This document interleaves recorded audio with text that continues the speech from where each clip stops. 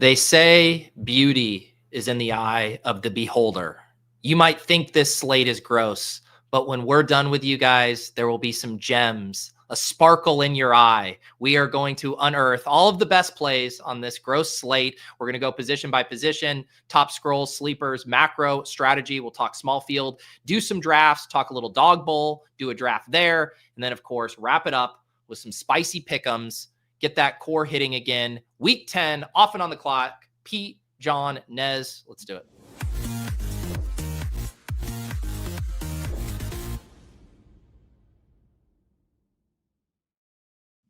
All right, here I am hunkering down. I got my sweatpants, I got my sweatshirt, and we got Miami Nez over here rocking his underdog floral. What's up with the beach vibes? Didn't you hear it's November now? It's November. Things are cooling down, but over here with the boys, man, we're heating up. So I gotta, dress accordingly. Something light. We're channeling the good vibes, channeling that Dawg Bowl bound energy. So I had to dress for the occasion, man. It's time to feel you feel good, you play good. We're heating up, man. I don't know if you heard, but we're heating up. That's what I like to hear. John, how about you? Now, I respect the look good, feel good, play good mantra there. So I'm digging the vibes right now. I'm digging the vibes, but I'm excited to hear what you guys have to say about the slate because I did about 10 more of the BRs yesterday evening there, and yeah, I'm finding it interesting. Let's leave it at that.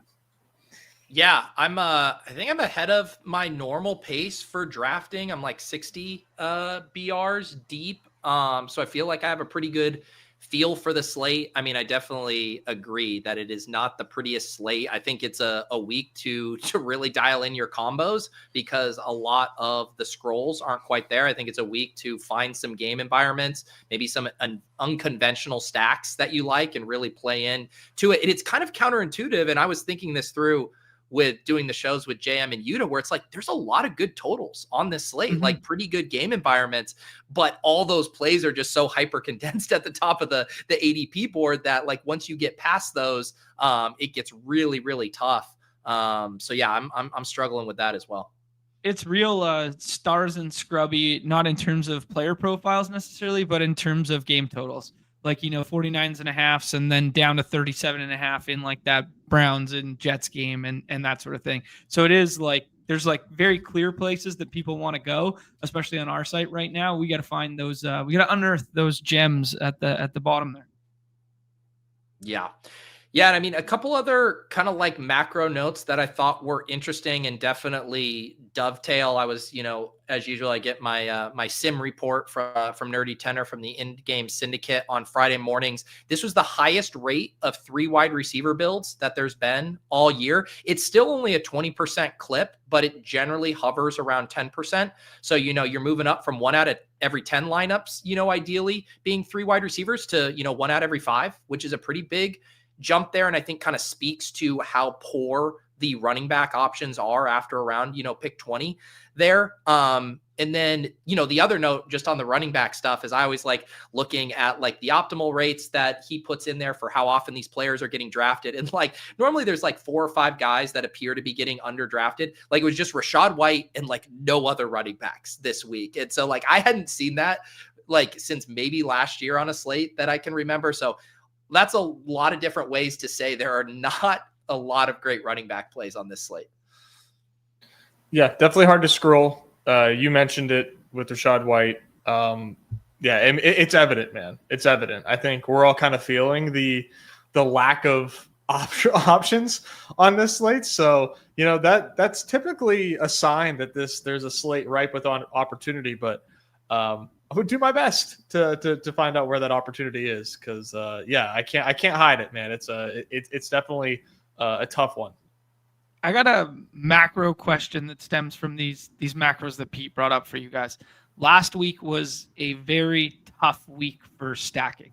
Like just in a vacuum, stacks didn't end up playing very well. Even if the Caleb stuff got home, so much of it was tethered to Rome, like that sort of thing.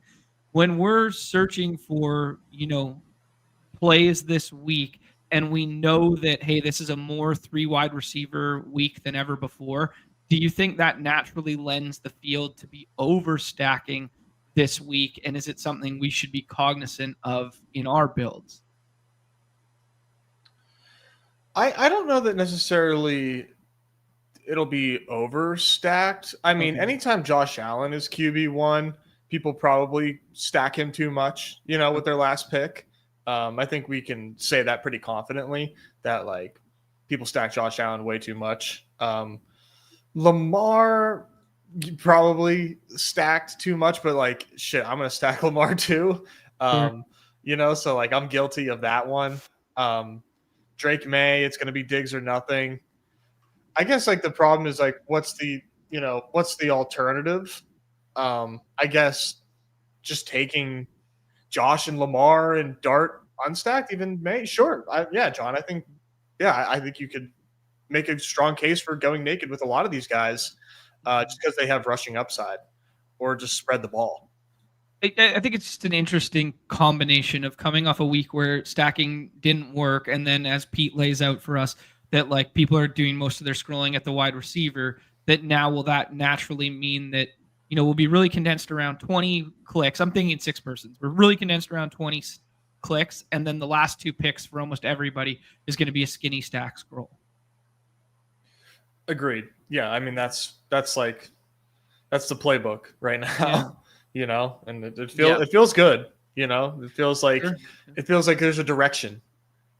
I think, John, kind of what you were saying, it does check out to me because you have those 2 elements of not as good of scrolls, but you still have some games with really nice totals that I think have the potential to get nutty in the same way, Bengals Bears did. And so that idea of, hey, you're not sacrificing maybe that much projection to kind of overstack some spots, or thinking about, I don't know, maybe like quarterback, running back, pass catcher stacks that might not be used as much. Like everybody loves a classic Stafford double stack, but is there going to be a lot of Stafford, Kyron, Adams? Like those are the kind of maybe like types of things where I'm like, yeah, I'm not getting an ownership discount, but maybe the overstacking in a slightly unconventional way might be a path to uniqueness and leaning into the slate dynamics.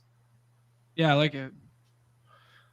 Let's pull up the ADP here, and we can kind of use that as our typical jumping off point for the slate overview. I mean, we do have a really good first round, I would say. Like there's some really strong selections there. Obviously having Puka, JSN, and Amon-Ra, who are clearly the top 3 wide receivers on the slate, is nice.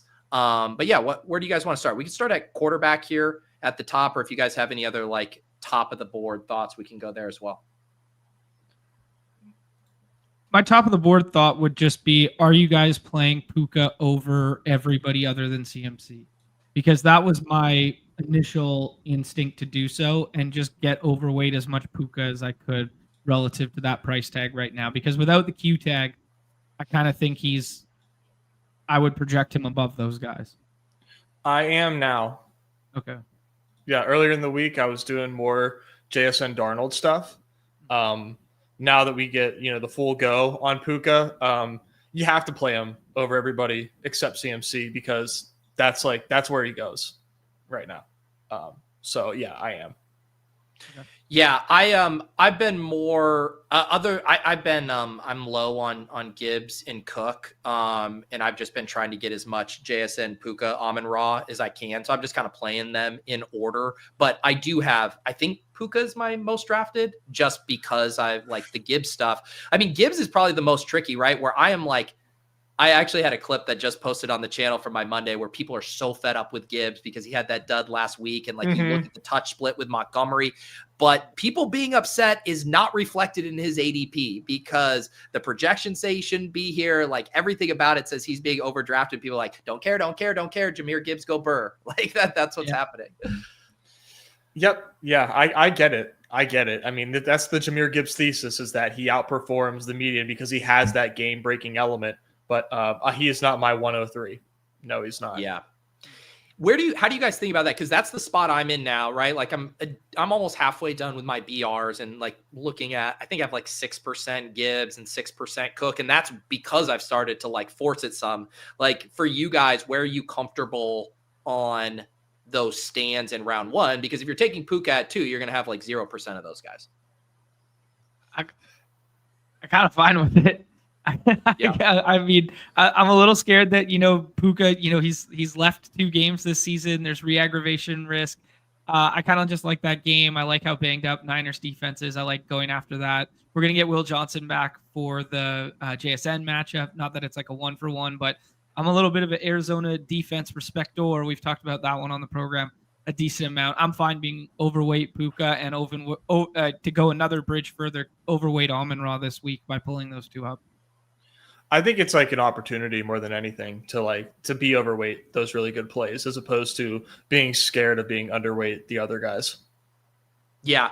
And I think really the only tricky part about it is the dynamics we just talked about, where it's a little easier to find wide receivers late that you like than running back. So if you are starting with the wide receiver there, you're probably going to get funneled to a lot of the same guys in round 2, right? You're probably going to be really heavy on, Henry, Judkins, Kyron. And then you're in that spot with, if you are going for an RB2, well, then you're dumpster diving and trying to find some of these gems there. So that would be the only thing from a structural perspective that I would think would make a mega stand on round 1 wide receivers hard. Yeah, that's a really good macro point there, Pete. I just think there's so much fragility in like Rico. There's so much fragility in James Cook too, that I'm fine being the dumpster dive running back guy and building like 1-1-3-1s that way with the dumpster dive guys. I mean, Gibbs could break one off. Gibbs could do enough in the passing game. Like it's just a good game environment and whatnot there. But I think I like playing that one through the air more, especially now no Lattimore. Like that secondary is just getting gouged. Like I don't see how it's not like Detroit comes back and goes, let's get right on what we should have done last week and just air it the F out here and hang a number like Sam Darnold did. Name saying, what's the fragility with Rico? I mean, Yuta was just kind of building a bear case on Bully the Sims. We're going to have limited, if playing at all, Tet. They have like no passing game to speak of here. I do think there's a lot of ways that things could go south for a guy like Rico, who, we're not getting. You basically are going to need another 25 plus touches and a touchdown, like in this spot, which he's fully capable of doing. We've been seeing him do it, but I think there's the fragility, at least from my vantage point, is just like systemic offensive risk. And this team just falls apart and he gets in a negative game script and doesn't get home. Yeah, fully agree. Their second lowest total on the slate as well there. They do play better at home than they do on the road for what it's worth, but like, yeah, I don't know. Can the Saints hold up their side of the bargain on the other side too? We know they like to throw and play fast, but like, yeah, can they do enough to warrant that game going back and forth is my kind of issue. Yeah. Let's segue over to quarterbacks. This slate, I feel like you got Josh Allen and Lamar at the top. Nobody really questioning that. Then you get Drake May and Baker Mayfield at around 100% draft clip there in the middle. And then Jackson Dart kind of our other, naked quarterback that people are content to take if they get boxed out of a stack. And then you get down to all of these guys that people are skinny stacking with early round 1 guys, Stafford with Puka, of course, Goff with Amon-Ra, and then we can maybe get into some of the creative plays. That would be kind of the high level overview, but what are you guys seeing at the quarterback position? I think it's kind of ripe for scrolling personally. Like Josh Allen, Lamar absolutely speak for themselves. I don't think we really need to talk about why they're great plays. They totally are, and they fall a lot, man. Like people are totally fine letting Josh and Lamar fall to the 3rd round. Myself included. I'm not overweight those guys, but they're clearly great plays. Drake May, Baker Mayfield. Everybody's eyeing this game up as like an awesome, pass funnel versus pass funnel defensively. 2 teams that can air it out, that want to air it out. That's pretty obvious. And then Dart, against Chicago is in a great spot and he runs a lot. But scroll wise. After that, I like Stafford too. Shout out to JM with the Stafford MVP narrative. Honestly, kind of love that. And just like the way they're set up too. is just that like with Davante Adams in the fold now, he just like brings this like red zone threat, right? He's just been money in the red zone since he's been good. And so that element of like, oh, now Stafford has this in his bag in the red zone and they use it a lot, is just made him just like so different. And, you know, like John was saying earlier, the Niners defense is so banged up that like Stafford has a sick ceiling, man. Like, I can't believe the season we're getting from Stafford, you know, like this is not obviously, you know, normal. If, you know, I think we all kind of realize that. We would be lucky if we got 125-point game from Stafford the last 2 years. 4 out of his last 5 have been 25 plus. And like he gets the Niners again and they're banged up. Like Stafford at pick 6 is at QB 6 is pretty awesome. I'll pass it off to you guys for comments before we get into any scrolls there. But I think Stafford just makes like a ton of sense. I didn't see the show yet this morning. I was busy this morning. The MVP narrative is just like they think he's slinging it and airing it out to win MVP right now. You're just saying that the Rams kind of like you can build an MVP case for Stafford, you know, by like running up his stats, you know. Yeah. But like it was just a narrative. Yeah. And to me, like maybe ball knowers would disagree with me or film watchers or whatever, but like to me, this ceiling is because of Davante Adams. Like, yes. I know I've mentioned it a few times, but like Davante Adams, 2 things are like the most fantasy friendly things. He's really good deep down the field, which has opened up their offense from more just like dink and dunk with Puka and Higbee. And he's a touchdown monster.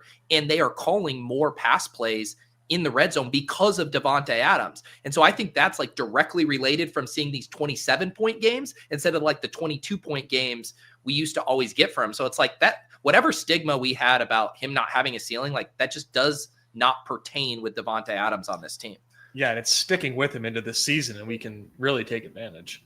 Yeah. And like literally the only cold water that I can pour on the Stafford stuff is just, it's hard to do it unique. You know, I think obviously Adams with Stafford will be less common than the Puka stuff that often comes preloaded with it, but there's just nowhere to hide from an ownership perspective.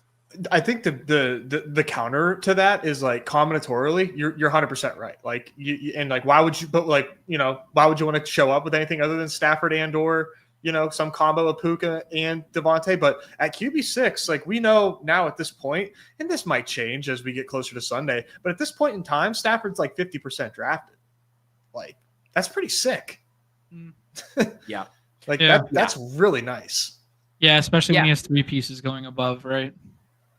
And there are, if you do want to play this from a game stack perspective, like the Niners have fun bringbacks. Obviously, CMC and Kittle. Kittle matches up well with the Rams just because they don't have a tight end piece that's ever clogging your lineup. And then I do think, you know, we're not getting to wide receiver yet, but I think Juwan Jennings is a little bit of a sneaky scroll if you were playing like game stack stuff that you could do there. So yeah, It's just something I'm cognizant of when I do the Stafford stuff. As I'm like, do I have maybe a bit of a sleeper tight end or something to help it not be quite as chalk there? John, you got any other deep quarterbacks you like? I like Nez's macro thesis of like it's a decent scroll, but like just weak in general. But like I like Stafford and Goff like the most. Those are just like, and they're not like deep scrolls. Normally, like I like to go crazy. I played a lot of JJ McCarthy last week. Like I just kind of believed there was like a little bit of rushing and a little bit of stuff there. I'm not sure I believe it as much this week. I'll play some field stuff if it's going to be underrepresented. I'll play the Mariota side of that Detroit game that I like. And then I'm a Seattle defense respecter, but I think like a couple skinny stacks of Jacoby Brissett feel fine as well. Outside of that, I'm not doing any Bryce to like none of that kind of stuff. Yeah. I did. I'm kind of sick with it. I did do a Parker Washington, Davis Mills, Nico this morning. Yes. Yes, dude. Tell me that was in the Dawg Bowl. Nope. Dude, yes. I did. I love it.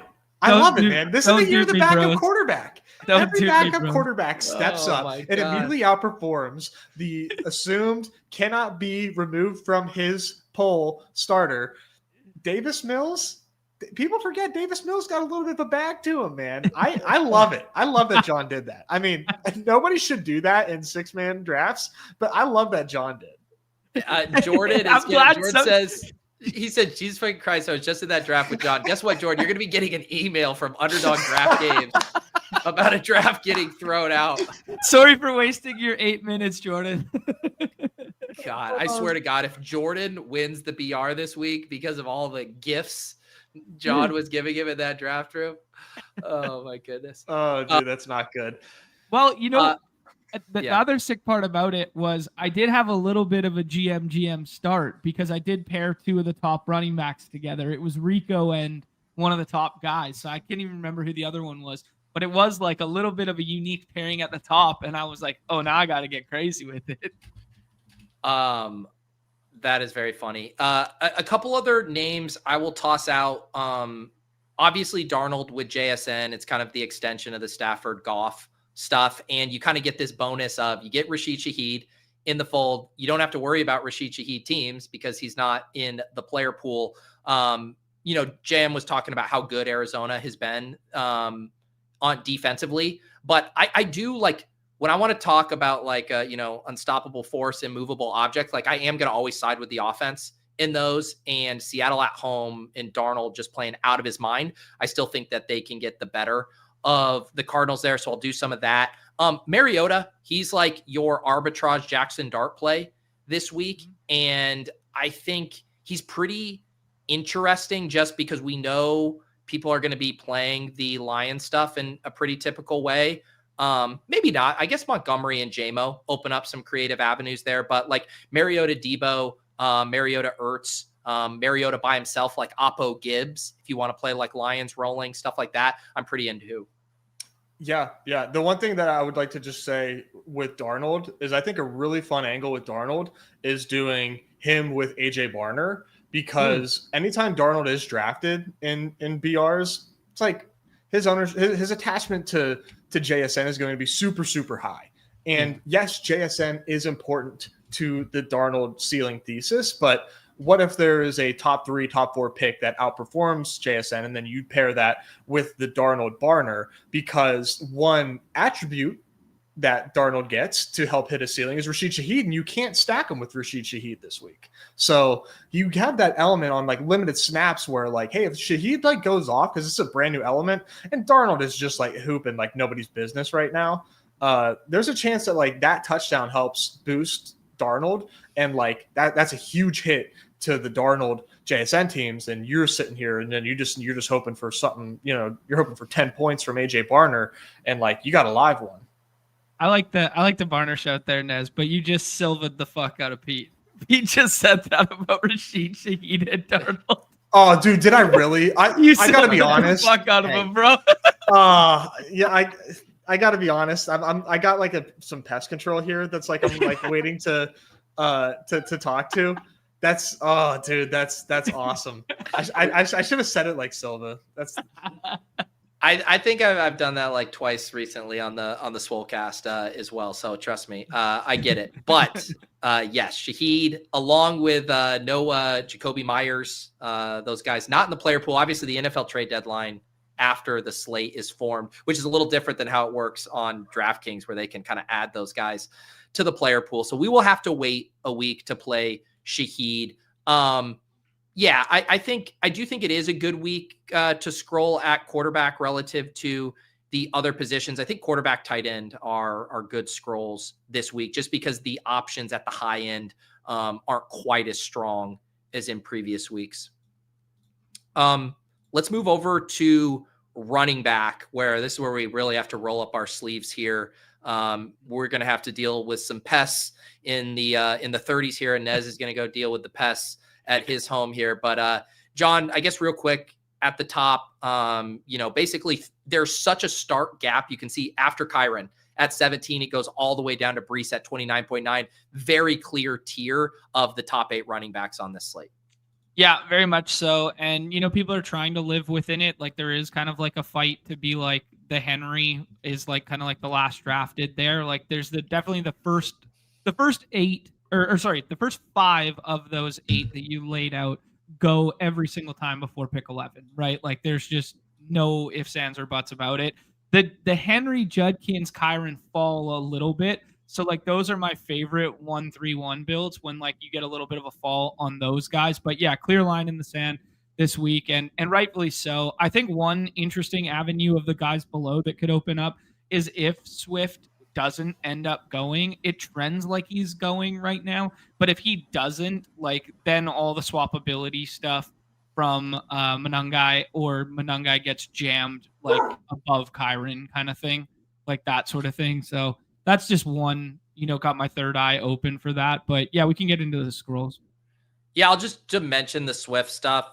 Like lots of moving parts in that he like practiced in full on Wednesday, and then was limited. Or sorry, then he got no. All right, let me just read this. Returned to practice Wednesday as a limited participant, then practice in full yesterday. Then we got the stuff from Ben Johnson, like it's going to be a hot hand situation. But then we get him listed as questionable today, but it's with a personal issue here. He missed practice today with a personal injury. So, or geez, I can't talk. He missed practice for personal reasons. So yeah, I expect him to play, but it does make handling the Manungai Swift stuff in BRs pretty tricky, because I don't think we're probably going to get one of these guys ruled out. Obviously it would be Swift, but so then you have to ask yourself, are you comfortable playing either of these guys in a timeshare? My answer in a vacuum is no. I scroll past it. I do think it's like Nez's expression, can't put the toothpaste back in the tube. It feels very like Rico Chuba-y, where it's like the first game when they were both back together. You get a series, I get a series, split backfield. Like, I don't know, Manungai looked the part, right? I know it was against the Bengals, but I think he's earned something. And Swift played well before that, but they're just different players stylistically, right? They are, man. They really are. Like, that was like my whole thesis the whole time. Like from the jump, starting in the summer with Manungai, is like he does things that like they want to do with Swift, but Swift can't do well. But that we're making a lot of assumptions there in terms of like how they'll be utilized after they got to see it and he earned some trust. Yeah, the short answer is no. I'm not playing it in 6-mans. It's just like if he beats me, like damn. Like that took some nuts to get to there, but yeah, I think it's a pretty easy, no go this week for either of those guys. Yeah, I was clicking Swift early in the week. I think with all of this stuff, I'm probably going to lay off the gas there. I mean, what are you guys doing with Brees? He's the other guy here who at least you kind of know what the workload is. It's an awful matchup. He is coming off of the big game there. Are you guys clicking Brees? I did this morning. Yeah, I'm fine with it, just because the projected volume and just they said they like him. They didn't give him up on the trade deadline. They want to build around him. Like I don't see why they wouldn't just go back to that hyper concentrated, 3.5-man offense that they've been running. I like him too, man. He'll be very highly drafted for sure, but like Rachaad White, I think projects higher than him, so we might see Rachaad White jump him, or at least like in more often than not go ahead of Brees. I think people understandably don't like the matchup. People understandably think the Jets are totally cooked, but this offense, the one thing that we can say is that it's extremely projectable, and that like we know who's involved, right? It's Breece Hall, it's Mason Taylor, it's Jesus, why I haven't seen Garrett Wilson. I forget his name. Yeah. Yep, and then and Justin Fields. So like we know where the ball's going, man. And there's a chance that this is like a slop it up special, because Cleveland might be able to get some big time movement offensively against whatever's left of the Jets defense. So I like Breece Hall, TLDR. Really like Breece Hall, to be honest. Yeah. I mean, if you really want to dip into the narrative street stuff too, isn't there like this element of like this guy wanted to be traded so bad, did get traded. It's like maybe we just give this guy the rock 20 times and let him enjoy a game as the is that like just desserts? Just like okay, man, like here you go, just like feed him, just like keep him too happy, make him smoke the whole pack. Yeah, that's the last thing you want is Breece Hall. We didn't trade you, and guess what? We're gonna have you in a 50-50 timeshare with Isaiah Davis. How do you like that? Yeah. Other funny anecdote from Bully the Sim show with Yuta is him and his buddies made a bet. He self-excluded because he knew he had to do stuff or whatever. But he was like, the loser had to take the train to the Jets Browns game and take the train back home. If you want to know how well Yuta's doing in life, taking the train is like an unimaginable punishment for him and his buddies. You know, it's right up there with Tom Brady cloning his dog, Nez, on the relatability scale, I think. God bless Yuta. What are you guys doing with Rachaad White? This one's tough for me because Sean Tucker's getting some base work. Patriots definitely better against the run. I'm like having a hard time seeing this play like working out outside of this game being like 37-30 or something. Yeah, I think there's two scrolls here that fit a narrative, and White is one of them, and the other is Hendo. And I think they both fit by being stacked with their quarterbacks, which is in like a slightly unconventional line of thinking, especially in the 6 persons. But I think if both of them hit a ceiling that's meaningful enough, it's going to come with some good receiving work or a broken off, receiving touchdown, something like that. So those two are scrolls that I'm doing as skinny stacks with quarterback. Yeah.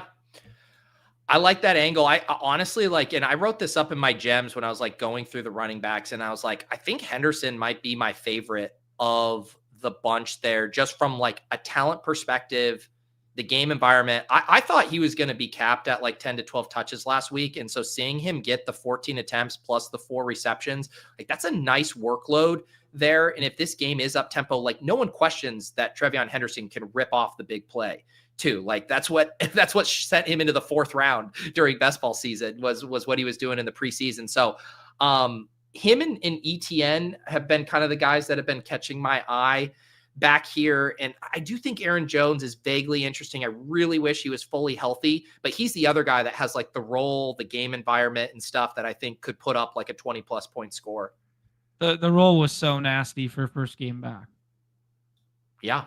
Which has kind of been the story of his career, right? Like oft injured, but then when he returns, they're like, he's the best option we have in the backfield. Like, let's let him cook. Yep. Yeah, go ahead. Permission to cook, Your Honor. not quite yet. Relax. Do you guys have a favorite between either of the Seattle backs, or are you just not going to touch it this week? I guess I could frame the question Arizona backs as well.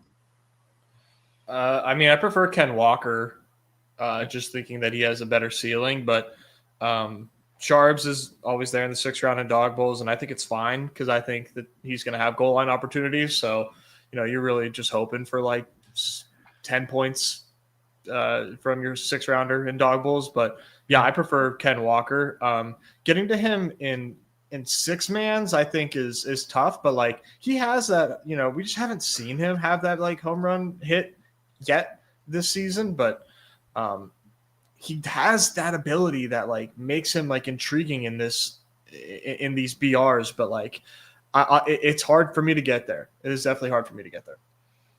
Yeah, I'd say no for me on Cardinals, and yeah, prefer Walker. And I think when you're getting down into this range too, even with 150 lineups, if I'm being completely honest, I'm probably having like a couple shares of these guys, 2 to 3. Uh-huh. And I do think like, it is always interesting. Last week was a good example. And it's always easier to think about the metas when they just happen, but like the leverage on a 100% drafted teammate. And I think T. Higgins and Jamar Chase were really good examples last week of like, how does Chase fail? He's going to get his targets. How does he fail? Well, like T. Higgins scores a couple touchdowns and he doesn't score a touchdown. The stuff with JSN being a top 2 pick, like how does JSN fail? I don't know. He goes like 8 for 95 and Kenneth Walker gets 2 touchdowns at like basically no ownership. And that's how the Seahawks win this game. So I do think it's worth always thinking through those angles of if these 1st round picks aren't living up to the hype and their team still does well, because obviously you can just have the flip side, which is the entire offense flops. That's one way to play it. But in those other scenarios, like with the Bengals, I think it's worth thinking through that leverage. Yeah. Well said, Pete. Yeah, I fully agree with you there. Okay, we got Super Scrolls time. Yeah. Oh, so you have Super Scrolls on running backs? Yeah. Oh these are Dawg Bowl. These are Dawg Bowl. Okay, only. Dawg Bowl. Dawg Bowl only Super Scrolls.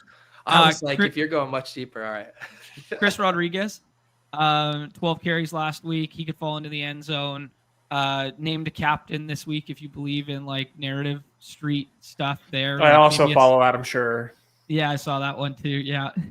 Amari DiMarcardo, like if you want to play trailing game script, I think that one's fine. Devin Singletary had a way bigger role than anticipated. I remember the most anticipated. Tyrone Tracy gets drafted at a good frequency. Just play the other side of that, of him falling into the end zone there. Those were kind of like those ones. And then Terrell Jennings, if you want to just go, hey man, he gets some of the base and he gets the red zone again. He had 11 carries or whatever last week. Yeah, Dawg Mr. Bowl Davis only. Mills promised these are Dawg Bowl only. Can't sue me. Can't sue me. It's only for Dawg Bowls. I refuse to comment on that, but Nez is a 12-person enjoyer. Any additional thoughts? So like it's not necessarily a scroll, it's just a guy who's there in the 6th round. Alvin Kamara. I mean, they just lost Rashid Shaheed. There's another pass catcher. I mean, brand new quarterback. We didn't see it against the Rams, but like that is the Rams. Panthers are absolutely not the Rams. There's a chance, right? A couple ways that this breaks right for Kamara is one, the Saints end up leading this game and are front runners and lead the game for most of the time. Or two, he gets some passing work from Shuck here without any Rashid Shaheed. It's super gross, right? He's these box scores are just atrocious, but like we're talking 6th round Dawg Bowl where like your choices are like, hey, like a coin flip Kamara ends up with 10 fantasy points or Rashad Bateman. What I hear, Coleman. Nez, is I just hear the meme and it's just like, Lord, I've seen what you've allowed Alvin Kamara to do for A-Win. Can you please do that Nice. for me? Nice. I go to the Church of A-Win now. Watching A-Win on the winner's circle, and I just like the levels of like smugness and coolness are just like each time he shows up or ratchet up. Like if he was able to get another Dawg Bowl seat, he'd like show up on stream like this way this week. Like, what, you got any other questions for me? Dry cleaning hanging in the back. Yeah. There's 2 Q tag ones that could break right for guys. You know, Nick Chubb was limited again, which would make Woody Marks more enticing. And the other one is the flip side of the Aaron Jones one. If Aaron Jones is, limited or unable to go, then all of a sudden Jordan Mason comes into our lives as like pretty decent. Yep. All right. Well, we said there was nothing to like, and then we named 46 running back plays for you. So don't say you don't have any ideas for what to do at the end of these drafts. All right, let's talk some wide receiver. This week, you got the big 3 at the top. They just separate in a big way from a projection and ADP standpoint. Pretty solid mid-tier with Jefferson Adams, Igbuka, Nico Zay, I would include in there. And then kind of starting to get into less than 100% draft territory after Waddle, I'd say. So any kind of macro thoughts on wide receiver, and then obviously some of your favorite scrolls. You didn't ask.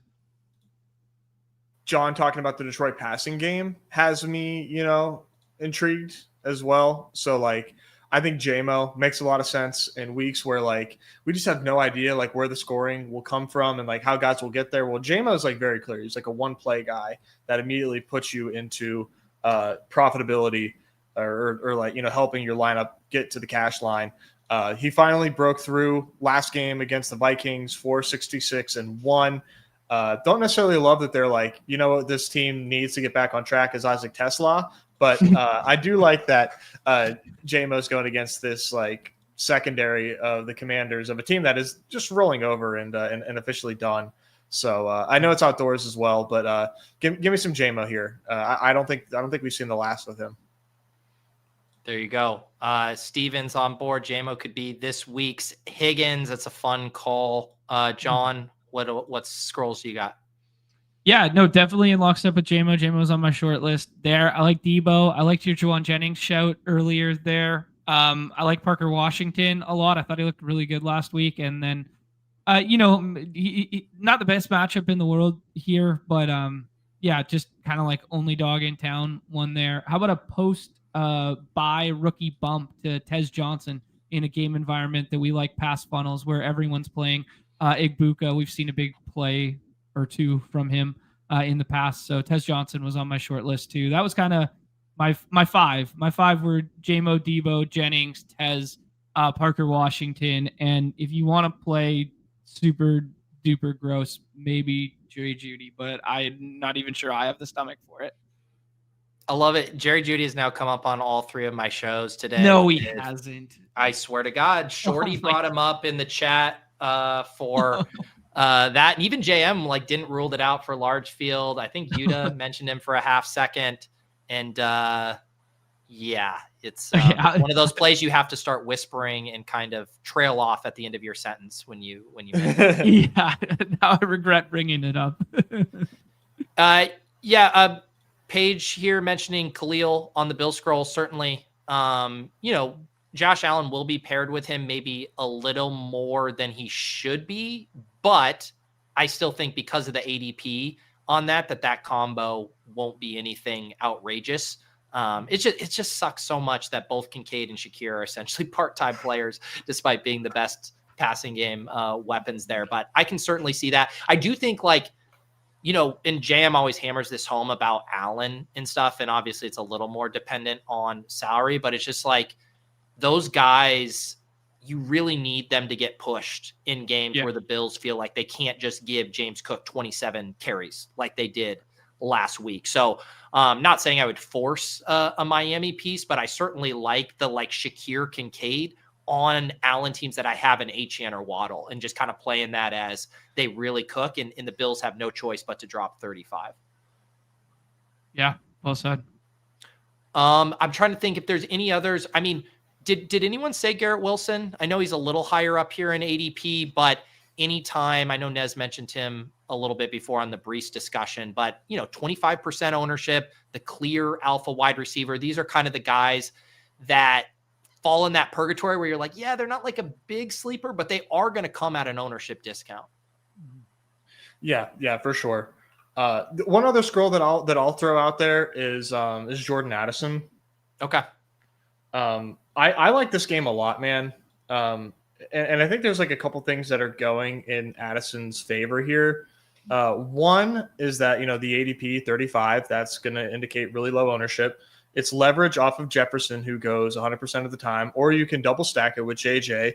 You don't even have to stack it, of course, but I think JJ is an interesting stack. I know we passed QB already, but just kind of while we're on the topic of Jordan Addison here, I think this game's going to be really exciting. One of my favorite games of the week. And I think Addison speeds the game up as well. And just a ceiling guy, spike week guy, just knows for the end zone, all the cliches, but I really like Jordan Addison, man. I think, JJ right now, everybody's down on JJ McCarthy too, just because of the way that his season has gone so far. And this narrative that he has this alter ego called 9, and everybody thinks that he's a cornball for it. So nobody wants to play him, literally. And nobody wants to play JJ McCarthy. They have decided that he's a cornball and that he stinks. I don't know, man. I kind of want my guys to be a little psycho. So I like JJ McCarthy, man. Nez, I was unfamiliar with this 9 angle. I did not know this. As a guy who played 17% last week and now finds out that he has an alter ego of 9, I will have 0% this week. I'm with you. I'm with you. The field. I am the field you refer to. So you're going to get super leverage on JJ right now. I kind of want to win a tournament with JJ McCarthy. One, because I would like to win a tournament, but two, let me just rephrase that. I'll win a tournament with any fucking quarterback. It does not matter. Get in line, quarterbacks. First in line gets it. But I feel like it'd be great to win a tournament with JJ McCarthy and then be able to record the video of you kind of doing the JJ psycho, licking his lips, hold him back, brother. That's what I want. I kind of like that, man. Yeah. All right. John, you got something super scrolls here you want to tout like Mac Hollins or Terrell Shavers? What do you got up that bag of sleeve? You're that bag of 6 years. Christian Kirk revenge game narrative, is that deep enough? Jalen Coker, if you get no Tet. This is all 12 persons. Jeremy Lane with the Luke McCaffrey done for the year now. Might just see an expanded role and whatever. Nothing overly confident in, but those would be kind of 3 for the 12 persons that I was looking at. All right, let's do tight. Oh, go ahead. Sorry. Can I just point out one last thing there that we said it? We started the week with it on Monday's show, but for people who only happen to watch the football stuff or Friday's show, the new D tag dynamic has changed on the site. So if you just type in Terry McLaurin's name there, that's like the first one that people have seen. D. There it is. So it is now swap viable. So we don't think Terry's going to play this week. It would be treated like an out tag in the past. Now it is a D tag, which is treated the same as a Q tag on the site for swappability. Just wanted to point that out for people. And that actually reminds me of a new segment we're going to have here on Off and On the Clock called You Looking to Get the D, where we go through all of the swap eligible players who aren't going to play this week. Sponsored by Blue Chew. Yeah. All right, let's go to tight end. No Brock Bowers on the slate. Thank God. Can you imagine if we were drafting Brock Bowers? We'd be drafting him at like 105, 106 on this slate, and he would have put up 3.1 or whatever, 3.6 points last night. He would have tanked 40% of my lineups. Thank God for that. So we just have McBride up at the top, Kittle kind of in the middle territory along with Laporta, and then you're kind of quickly getting into, scroll territory, Kincaid, Loveland, Andrews, Henry, Otten, Theo, Jawan, a long list of characters here. What do you guys see in that tight end? Ooh, buddy. Not a whole lot. I see Trey McBride and George Kittle is what I see, dude. And that's what I'm hoping to see. If I don't see them, then I'm kind of shaking in my boots because, yeah, it's pretty bad. The scrolls that I do like, though, Kate Otten for sure, my favorite scroll, given the game environment and who is available at tight end and his assumed ownership, has me really into Kate Otten. Stacked or unstacked. And then the only other player that I really like to scroll to, unstacked, I'll scroll for a stack, but unstacked is Isaiah Likely, man. He's way down there. But we are seeing Isaiah Likely, get healthier and kind of pop off here. Gets Miami 3 for 60. And I think he's only getting healthier. And again, I love this game. And if this is a game where, Minnesota is able to score points and make this a competitive back and forth game, I think you see Likely get deployed here in a really, really nice way. And I mean, I'm going to be like one of 5 dudes with Isaiah Likely in the main VR. And I just think that he has such a proven ceiling that to me, it just seems kind of crazy.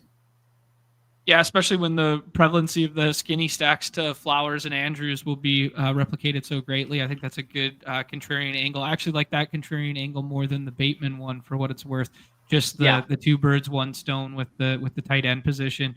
I'm glad you scrolled that far. So now I don't feel crazy because I a little Mason Taylor in my life, a little Dalton Schultz in my life this week. Kind of fine with it. I liked the Njoku stuff before the Fannin stuff now, but I think you can still play Njoku. Hunter Henry and Kate Otten are my favorite of the mini scrolls, and then the 12-person super scrolls are, as I just laid out, those ones. Yep. Also, as part of my kind of Mariota love, I'll toss in Zach Ertz. Kind of the same thesis as always. Can certainly see those kind of games where it's like, Mariota rushes one in, Ertz scores a touchdown, and you get 40 combined points from those two, and it's enough if the rest of the lineup gets home.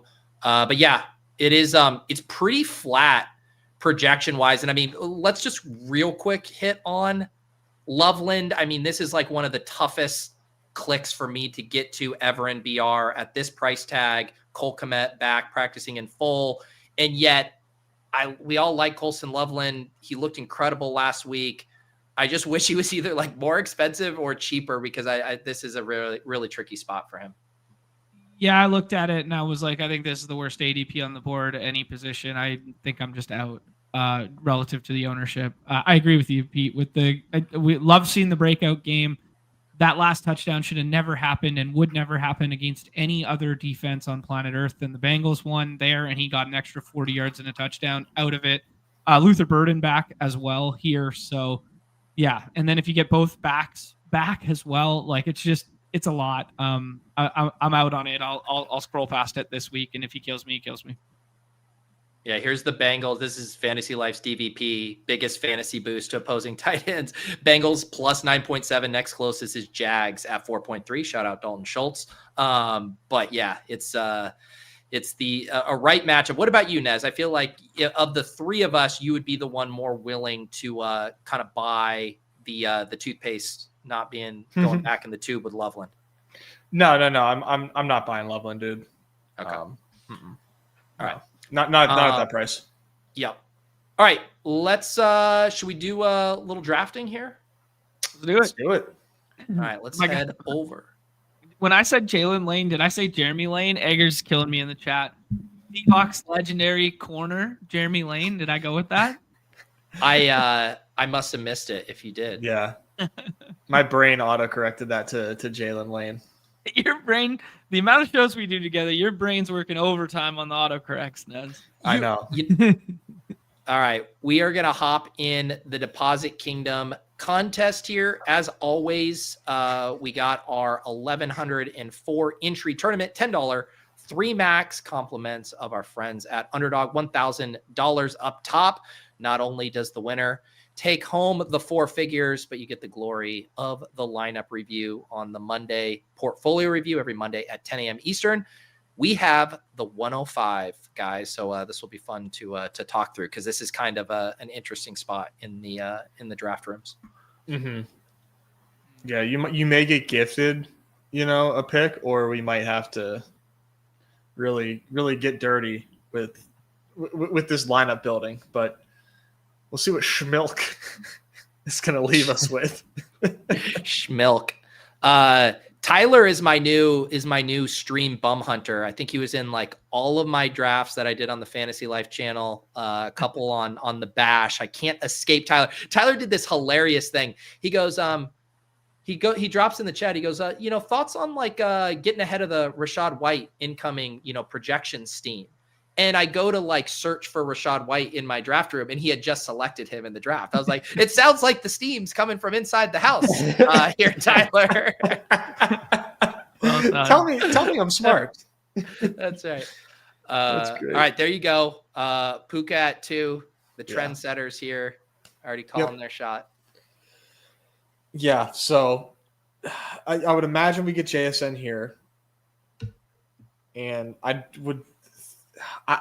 don't think I've ever seen Schmilk in the lobbies. I can't get over this username. It is pretty legendary. Hang on, let me ask you, Nez, what's your take on James Cook? Again, of the three of us, you have been a big James Cook bull over the years. 27 touches. Wow. Dolphins run defense, I guess, depending on the splits, can look either better or worse than perceived. What do you think?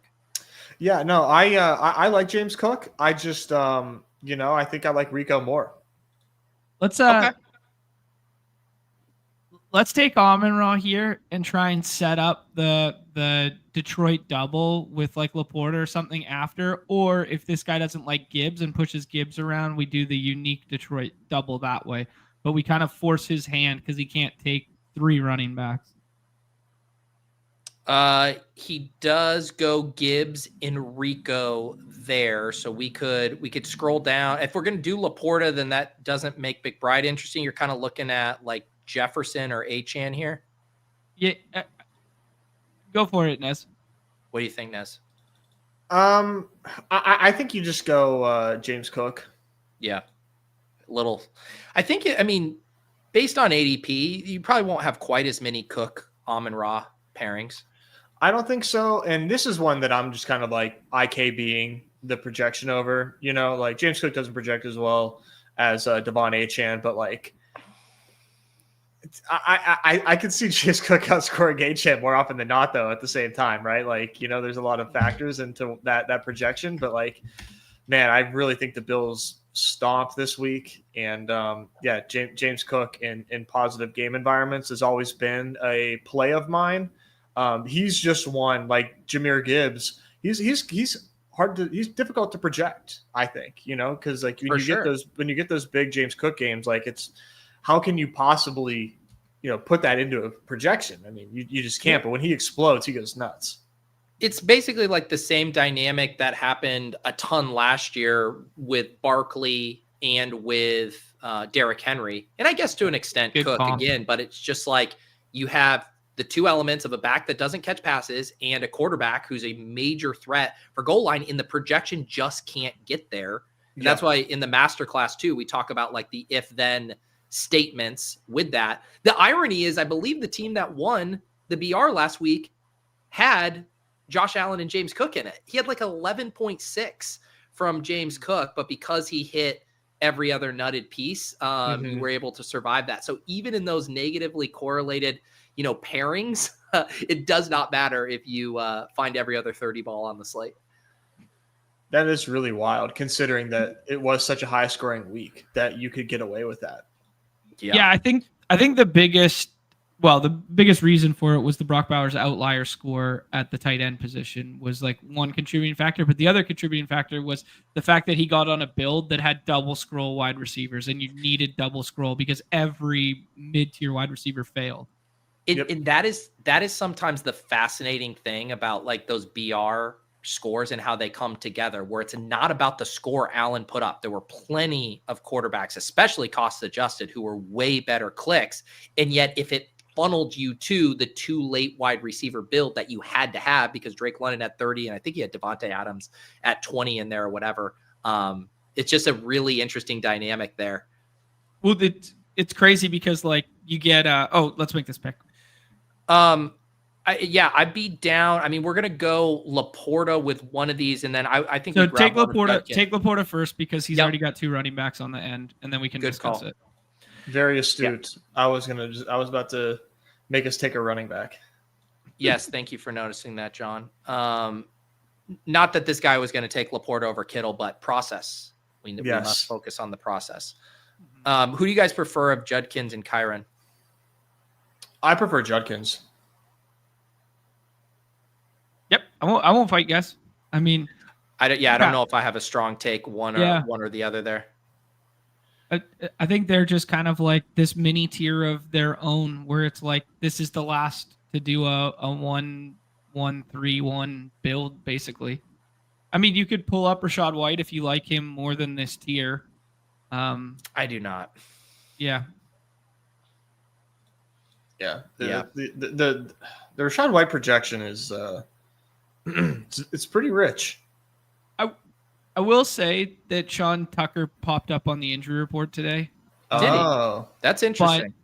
But it wasn't like anything like serious. It was just like unlisted, and then listed. It wasn't like a DNP or anything like that, but it is like a low-key Q. I think it's kind of a nothing burger, but it's nothing LP today. Yeah. What they got it for a groin. Okay. Yeah, I saw that one this morning, and I was like, "Ooh, okay." That's a big deal to me. Sorry, go ahead. Yeah, no, I think it is because like the whole thing with like Sean Tucker, the whole bit with the Tampa Bay coaching staff is like every press conference they're like, "Hey, are you gonna get Sean Tucker more touches?" And they're like, "We'd love to give Sean Tucker more touches," but then we always forget. And now they started to remember, and now this Q tag is probably going to give them a reason to forget again. Yeah, right. Yeah. There goes Rachaad White, though. Belzeth is not scurred. Amon-Ra St. Brown, James Cook, Laporta, Judkins so far. I like it. I think there's kind of an obvious way to end this team that we can discuss, or there's the more contrarian path to ending this team. Yeah. The one thing I just wanted to hit on, we were talking about last week's teams, and we're talking about the way it is. Did you guys find it?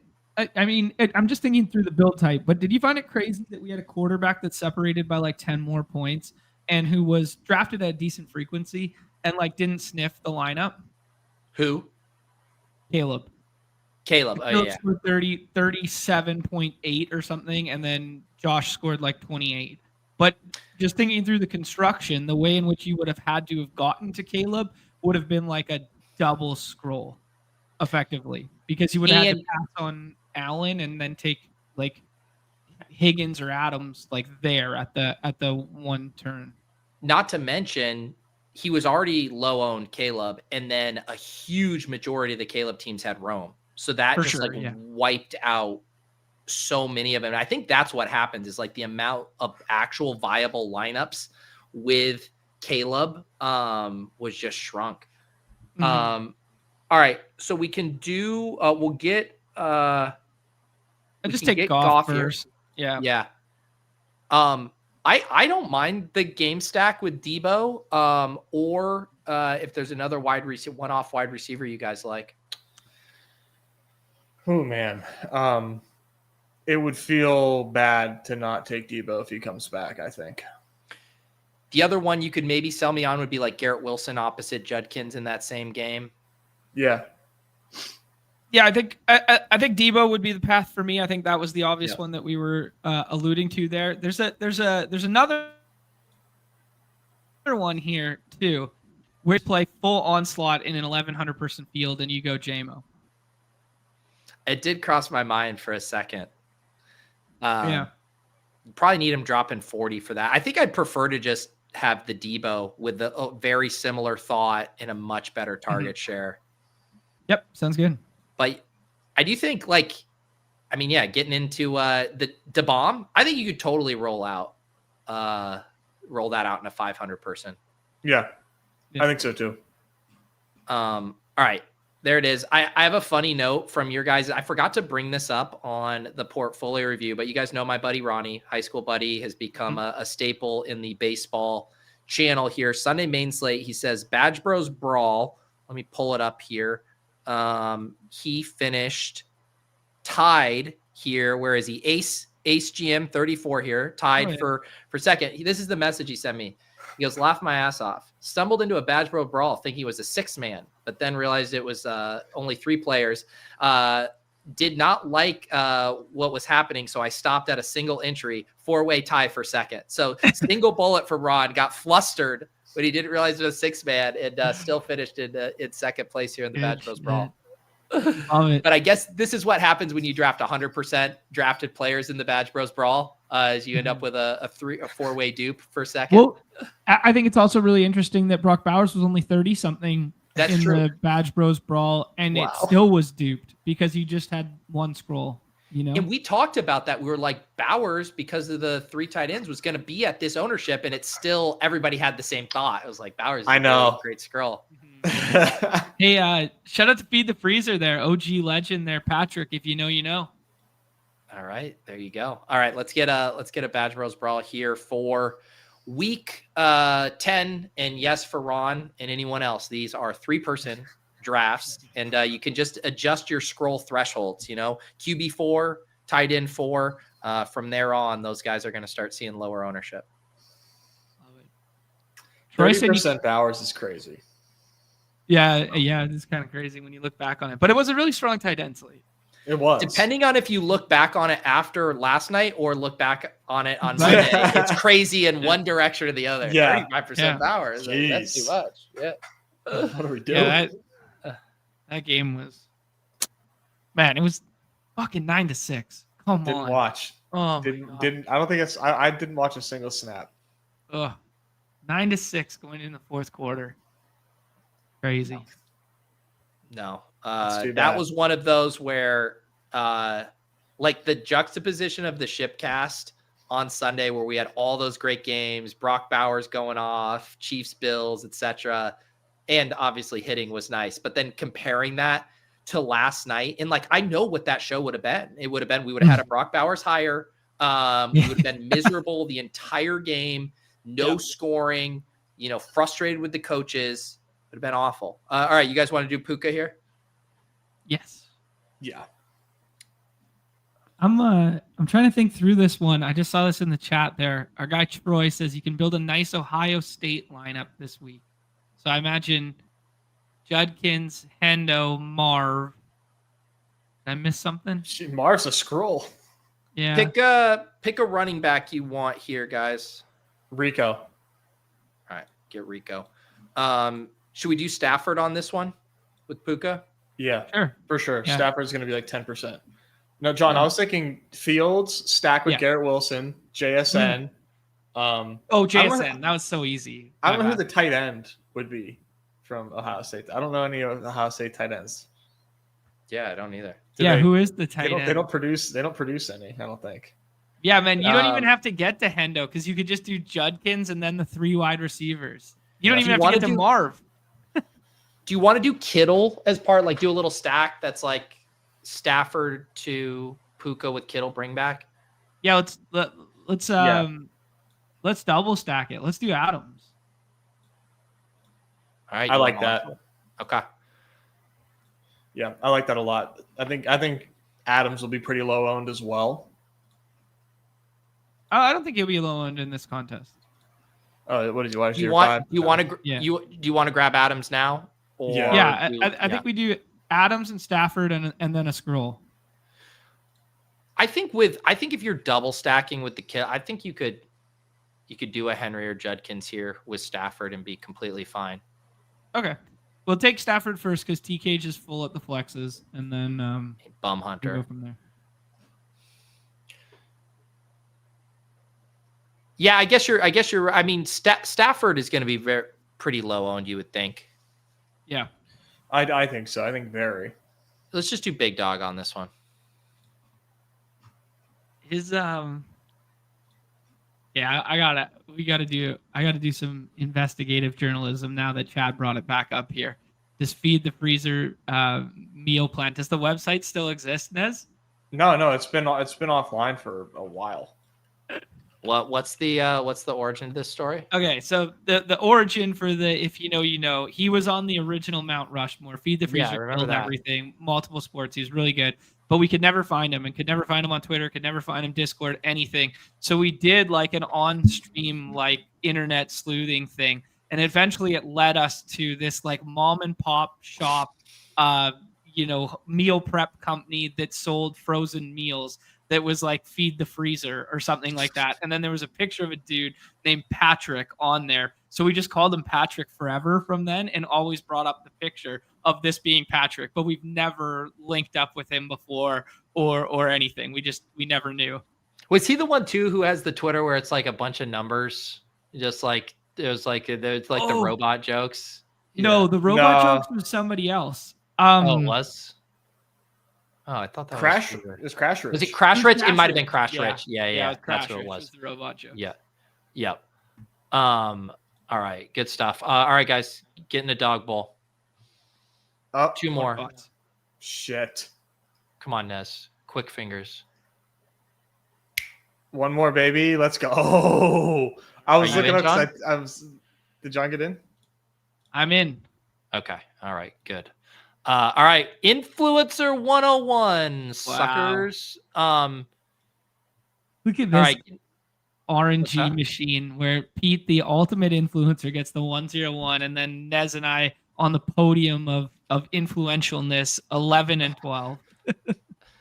I mean, Dawg Bowl's always super running back heavy. Nez, I assume CMC's been going 101 like 100% of the time, or does anyone take Puka or JSN? No, it's CMC every time. Yeah. Any other notes, Nez? How many DBs deep are you this week? I assume the 6 rounds haven't been as fun as in previous weeks. No, the 6th round is terrible. It's absolutely awful. It's like being trapped in like a dark, cold dungeon, and you're just like feeling around trying to find an escape, and you touch something very gross, and you're just shit. Like, I guess I'm left with this awful tight end or this awful QB. It's really bad, and I don't really have answers other than like, consulting the gods, and they're telling me, hey, Awen's been winning with Alvin Kamara in the 6th round. You can too, but I'm 51 deep, and I am relatively flat. My highest exposures are Quinshot Judkins, 18%, 18% Travis Etienne, 18% Jordan Addison. Those are my big stands this week, and we'll see how many I get. I've been trying to do 100. Now that now that Hoops is back and I have some more money to give back to the community. Very nice. Very nice. Who else do we got in here? We got, of course, Tyler. can't hide from this guy. Johnny Cage over there. Len Keith, of course. Go AZ Cards. JGFC. Viper. Nez, look at this. This is like every room. This is literally just all the rooms all the time. Is just the sweatiest of dudes. Other than JGFC, he comes out for the show, which we love JGFC. But I mean, this Shorty says it's Taysom on the menu for DB. I mean, this feels like the most John clicking Taysom at 6'1" show you've ever seen. Maybe a little uptick last week, boys. That's right. A little uptick, 4 carries this time out. Actually outscored Alvin Kamara last week for those paying attention. Wow.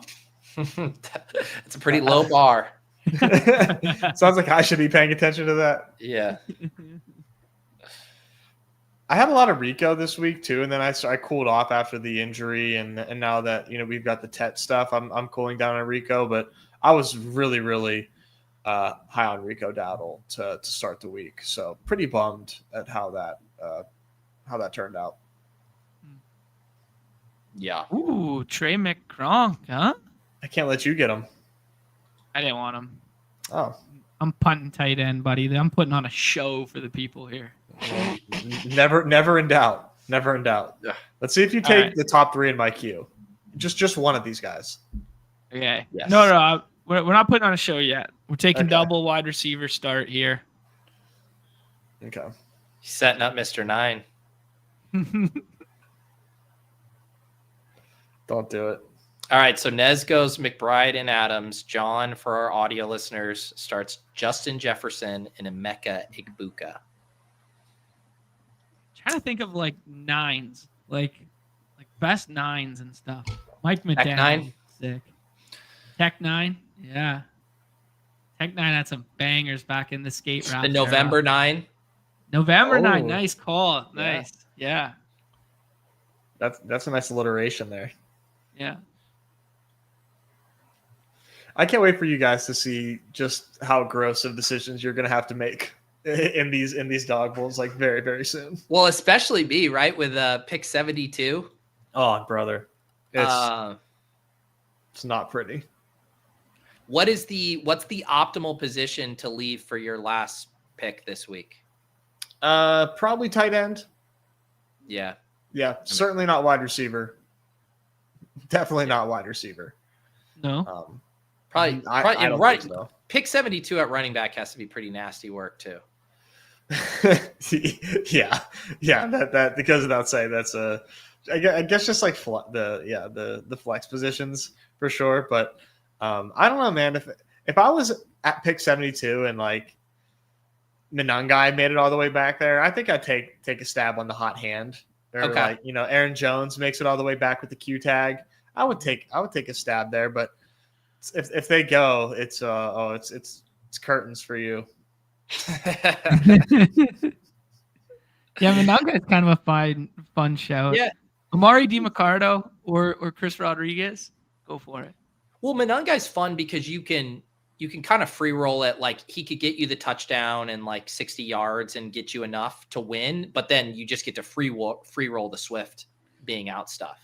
I know. Right. Yeah. It's really interesting.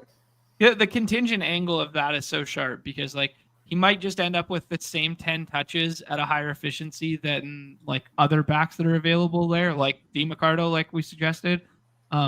But then you free roll the Q. I mean, Jordan Mason, similar thesis too, but we haven't seen it yet. Like yeah. I am gonna grab another. I've been pretty into ETN. I'm gonna grab him here. Does look like it's a little ahead of ADP. And then what wide receiver am I gonna get here? Maybe I'll go. I'll play Waddle in that trailing script with Buffalo. We just got some news while you were on the clock there that is good news for Dawg Bowl drafters that were drafting early, who were taking Torrey Horton, who got cucked by the Rashid Shaheed trade. He's doubtful now. So whoa, that is a bailout. Yeah, big time bailout. So you get a swap there, which is really, really nice because that was an awful run out for the early week Horton drafters. A groin and a shin, they're calling it. I love Chris, and Chris is a really good drafter on this site, but I just cannot click Swift at 26. Like, unless you know you can get a Monangai swap the whole time, but like, what are you really buying with Swift at like 26?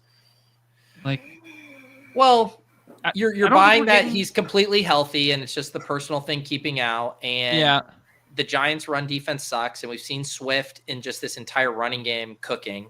And even if he comes back to 13 to 14 touches, if you get the one big play, I don't know. And like Ben Johnson, like I think he probably wants to hide Caleb Williams in most spots. And if they're able to just run the shit out of the ball, what was it? Was it 2 weeks ago?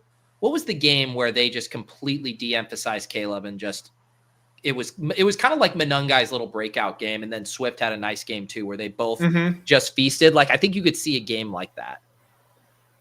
Yeah, New Orleans game.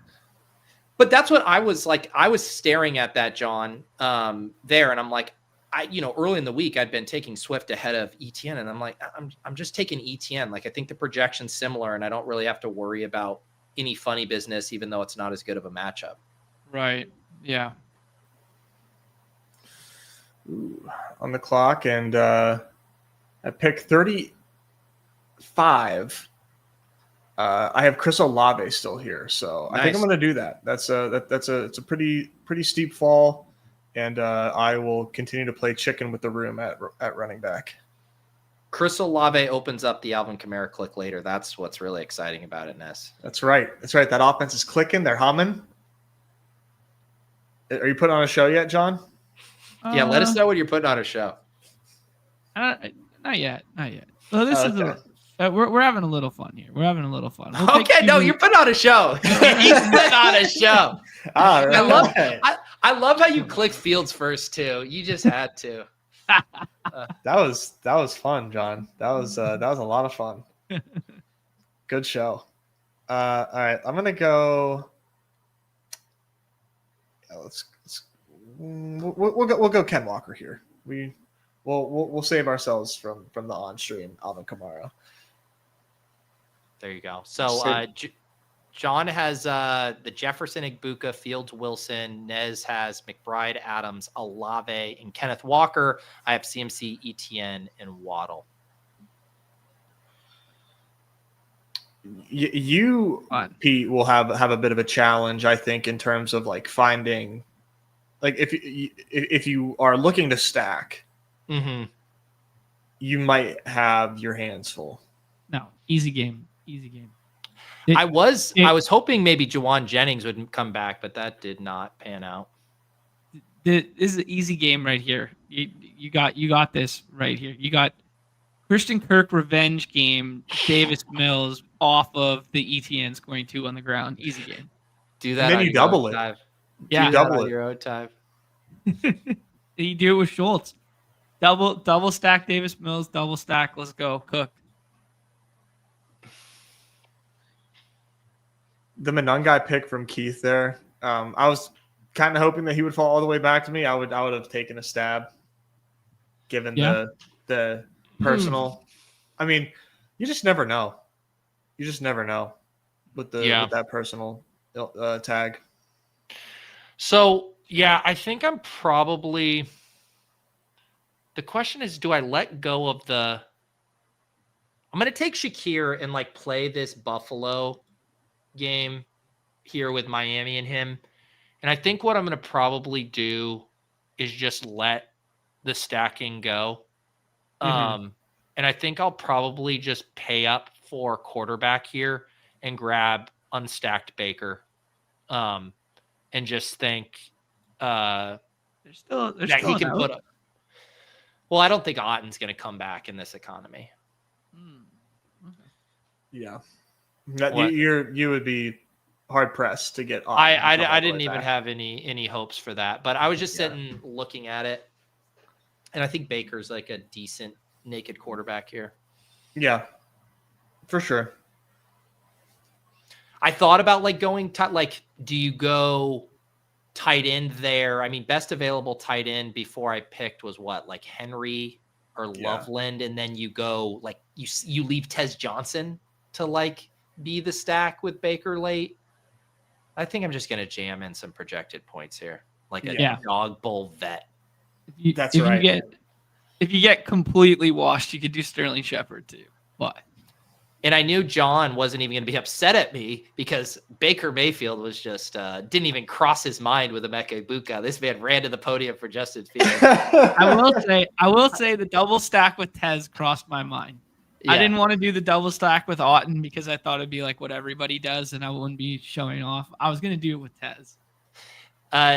Jake says the Ertz Mariota was licking you in the face. I'll tell you, I had done. I think this is my second Dawg Bowl draft, maybe third. I did do one on Bash, but anyways, I have an Ertz Mariota already, and I'm like, I'm only gonna do a couple of these. Let's find another avenue here. Oh, let me get ready. Oh, dude, why are you taking unstacked Stafford? God Almighty, that chaps my ass. Tez Johnson, Stafford. Wow, he could have done the Mariota to Debo. Dio64, reveal yourself. Unbelievable. Maybe a little Tyler Higbee to get contrarian there. Touchdown in 2 of his last 3. I will forgive him if he does that. Because I did think about the double stack angle to Stafford in Dawg Bowls at one point. That the contrarian angle is to add Higbee in. All right, you guys want the super stack? You guys want the smart play, or do you want John to just fuck around, find out? Fuck around and find out, obviously. All right. Rodriguez, Taysom Hill, let's fucking cook, baby. Oh my God, let's get it, baby. Worthy. We are not worthy. All right, I'll go Jacoby and I'll game stack that, but I am mad at you. Dio64. I like the Jacoby with McBride stuff. Yeah. Jacoby's so cool, man. Yeah, I would like a mulligan on this draft. Perfectly cromulent picks. That's right. We get an Olamide pick. Yeah, for the people at home, if you want to know about the 6 rounds, you haven't done a Dawg Bowl or a 12-person draft this week. We've started with Taysom Hill, Jacoby Brissett, Marcus Mariota, and Olamide Zaccheaus. Now we hit a Kendrick Bourne. Can learn some names here. These are players that who project for like 30 yards. Do you think John set the record for DB team projecting for the least amount of points? No, I probably already drafted one that projects for the last. I was speaking of tilting at getting sniped. I did a midweek no strip stream doing Dawg Bowls, and I was talking about Tez Johnson. Because I had Baker, and then Pat Moore took him, and I was like tilting, just doing content and getting mad. And then he sends me a DM later. He's like, "Dude, I'm so sorry that I took that I took your Tez Johnson." And he's like, "Look, I'll even show you." And he sent me a screenshot of his draft in real time. At the time, I was like, "Dude, do you screen record your drafts? Like how?" He's like, "Look, he was the best pick for me." But it turns out I was hoping that he was just like being extra sweaty and actually screen records all his drafts like a poker bro. But he's doing a little content of his own now, but with someone. But look at this dude. So apologetic. Watch this. Colston Loveland has fallen in this entire thing to the Caleb Williams, and Chris is gonna rip my heart out with this Otton pick. Take Loveland. Let me have him, Chris. No way, dude. I'm sorry. It's take not AJ happening. Barner. You know what? I said I didn't like the Loveland price in the 6s. I think I finally found a spot I will get him. I will take Colston Loveland with the last pick here. There you go. Oh, man. Wow. Why do you have to do it? Dude, wasn't this the most obvious AJ Barner click ever, Chris? I mean, stack that bitch up. What are we doing? He also had Wan'Dale Robinson, DeAndre Swift. Get into the game with Colston Loveland. This slave to projections, Chris. I just wish this guy had his own ideas. It's really disgusting stuff.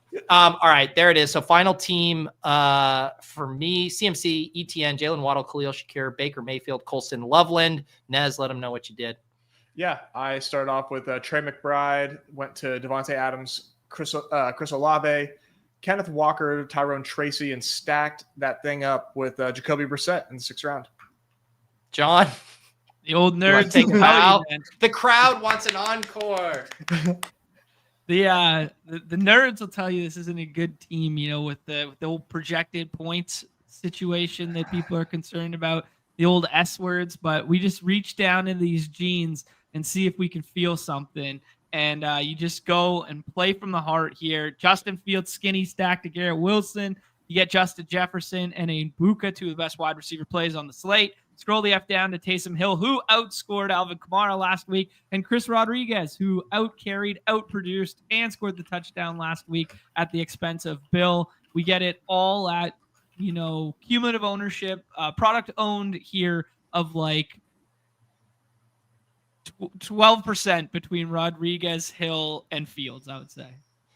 All right, John, I want you to go because I can't see it on my Dawg Bowl entries, but the team I just drafted was projected for 82.9 points. I want to know what the underdog says your team was projected for.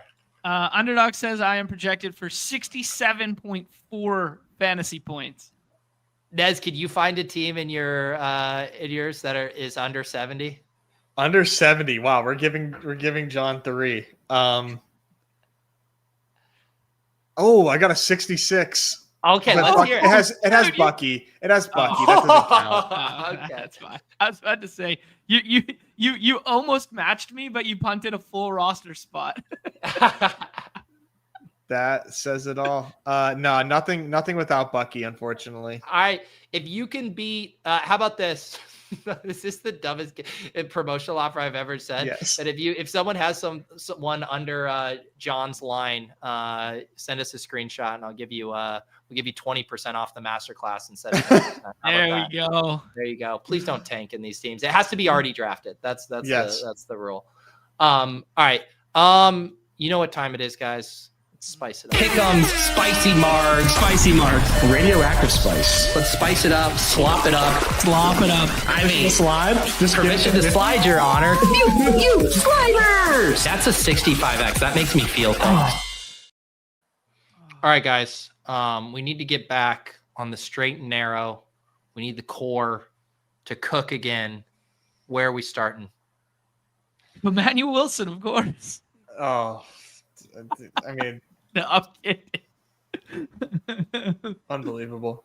Hey, the thesis of the play was strong, and the opportunities were there, and everybody else got home, and he had a couple drops, which were uncharacteristic behavior for him. Mm-hmm. Nez, you I wanna go kick us first. off? I wanted to do Trevion Henderson lower rushing yards. This was at 50.5 before the show. And it's at 44.5 now. So now I feel like that's just like something that's just shifted so dramatically that I have to now pivot. And I really like coming through on these and giving out lowers for my whole brand, my whole thing. And this really threw a wrench in that. But let's do a lower on Alvin Kamara here. We'll play the lower on Kamara in the pick'ems, and we'll draft him and kind of play both sides here. I think I would just take a lower on rushing yards. Okay. Yeah, fantasy points is fine too, but I think I would just take a lower on rushing yards. I'm still a believer in the Panthers' run defense, even though they just got gashed, I believe back-to-back weeks. But I don't think Alvin Kamara is going to be one to do that. The thesis for Alvin Kamara is he barely breaks 8 fantasy points. I don't think he's getting it done on the ground. Yeah, I like that one there. Nez, John, do you want me to go or do you have one? No, I got a couple that I'm flirting with here. But I think you go first here. Man, I'm so a little gun shy because last time I put this guy in the core, he didn't hit. But man, I think it's another like spot. I just want to chase the volume for Wan'Dale Robinson here. It's a really good matchup versus Chicago. I mean, we obviously just saw them get absolutely lit up. He's coming off of an 11 target, 9 reception game there. I think I just want to take the receptions here at Slate plus money. Wan'Dale Robinson, 5.5 receptions against the Bears. Yeah, that's a lot of fun. Who doesn't feel good about that? Well, me for one. It's the core. Who doesn't feel good about it? Come on, this is Who doesn't feel good about it? The guy who put it in? No, I like it. John, what do you want? I just want to say that Nez, the S words they like your play there on the lower Kamara stuff. The unabated S words are down with the play. I like two. Okay. Toss him out let's to go. the panel. Let's go Jacoby Brissett higher passing yards. Okay.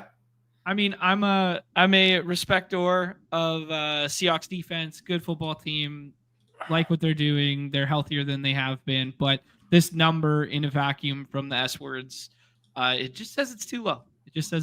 So Yeah, Jacoby's been cooking 320, 279, 261. Even against Green Bay, which I would say is maybe like a comparable matchup, is as Seattle went for 279. So I like that. Did Underdog really pull the rug out on our boost here? Do I have no boosts in the lobby? Wow. They finally you're too good. Yeah, I win one pick of it. They said, cut him off. All right, you're done. Congratulations. Putting the no in November right now. We're done with Boostober. That's right. All right, let's get the core grade again here. I will share this in the group chats, in the private chats, in the Discord chats, in the newsletter chats. I will print it out and put it on a QR code and go canvassing in my neighborhood. John, what was your secondary selection? Because what if we build a secondary core? Because I had one that I was close to picking with Wandell. Blake Corum, lower rushing yards. Okay.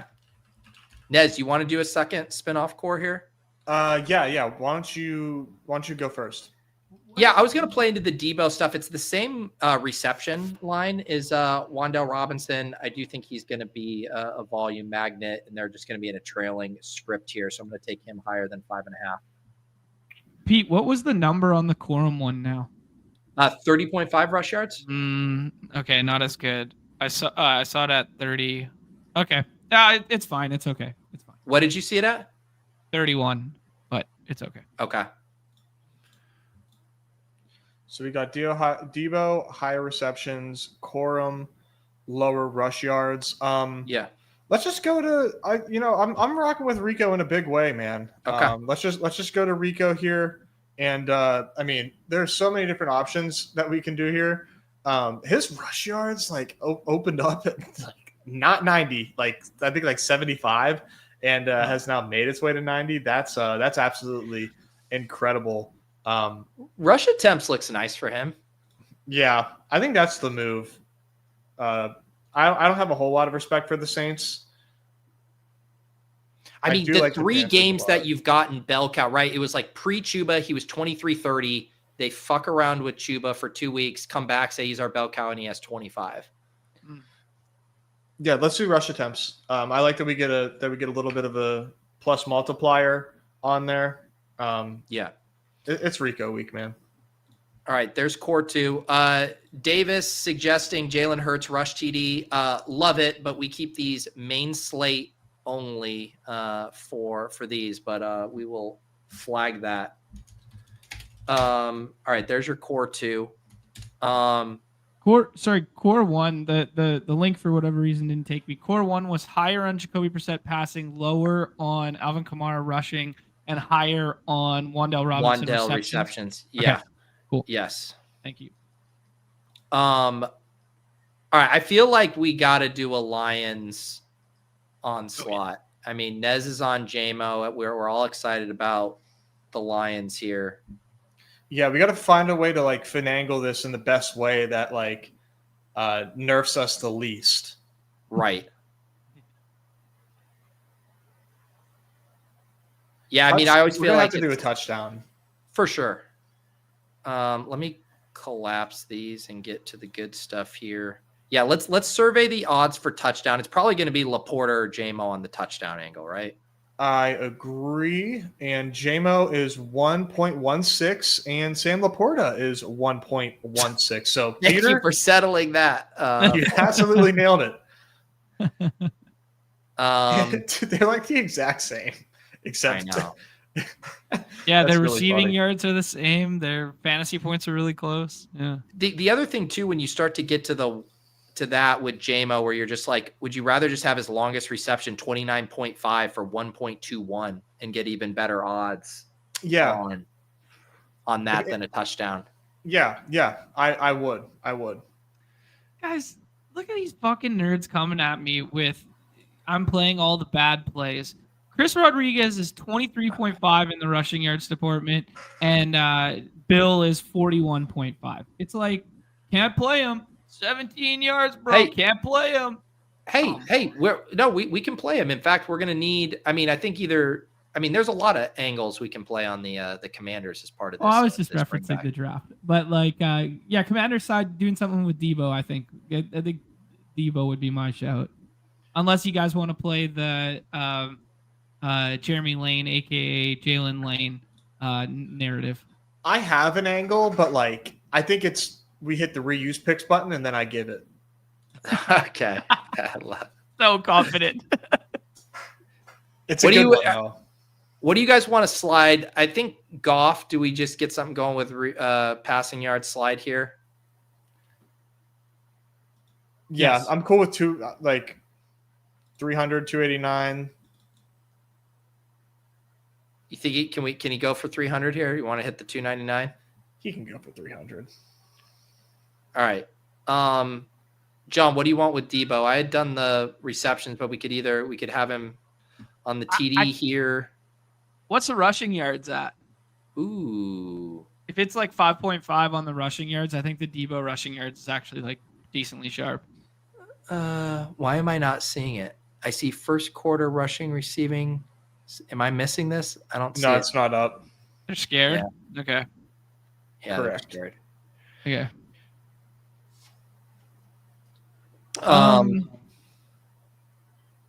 You just play him on the touchdown. Yeah, I kind of like that. Yeah, why not? Amon-Ra. We could mix in a fantasy points here. We could still we could do the Laporta TD if we wanted to still play out how are all the ways this is getting here. So put in Laporta, touchdown. Yeah. And now here's something that's like really interesting. Okay. So throw in Amon-Ra, but like this is we're A/B testing. So when you look at the multiplier with Amon-Ra receiving. Yeah. Just yards. Yeah. So that sends you to 16.3. Okay, remove it. Yep. And then put in fantasy points. Yep. Wow. Let's go, baby. Wow. For the audio listeners, 29.7. That's Let's how you go. A/B test, boys. And by the sounds of it, it made it move. So let's get in there. That's what it's all about. All right, that is what it's all about. I do the hokey pokey. I said it. All right, there it is. So we're going JMO, longest reception, 29.5. Goff hits 300. Debo scores. Laporta scores. Amon-Ra, 16.25. And then make sure you hit reuse players on here because we got a bonus here. And this is just for a sprinkle, all right? This isn't the confidence level is not high here, but Please don't say Brock Wright. Oh, hell no. No, take out Debo. Okay. And then put in Marcus Mariota to rush for a touchdown. I love that. 3x. Nice. Wow, 69xer there. Yeah, that's worth more than a sprinkle. Yeah, for sure. Very fun. All right, there we go. All right, that's the remix. That's the remix there. Beautiful. I want to know, is anyone Nez? Are you having issues with the links? Are people in the chat having issue with the links? I'm building on the side, to be honest. Okay. I was having issues with the links yesterday. Let me see. Mm-hmm. I just clicked my own link. Let's see what happens. Yes, I was getting this error yesterday. Fuck. Yeah. Yeah, that's what I'm getting. All right, so Brett, check your DMs. Listen, there's lots of chatter. There's lots of chatter about underdog only caring about the pick'em stuff.